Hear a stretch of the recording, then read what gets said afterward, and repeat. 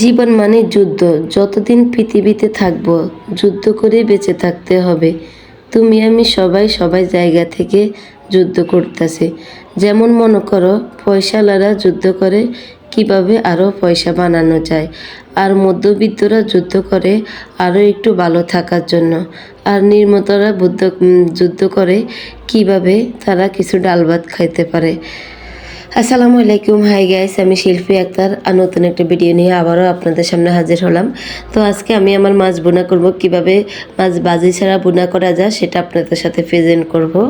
তো প্রথমে আমি তো সরষের তেল দিয়ে দিয়েছিলাম। সরষের তেল শরীরের জন্য অনেক ভালো। সয়াবিন তেল খেলে শরীরটা অনেক ক্ষতি করে। তারপর আমি পেঁয়াজ, টমেটো এগুলোকে লাড়াচাড়া করে একটু ধনে দিয়ে দিলাম, ধনে গুঁড়ো একটু জিরে গুঁড়ো দিয়ে দিলাম, আদা বাটা দিয়ে দিলাম, হালকা একটু দিয়ে পানি দিয়ে বসিয়ে দিলাম।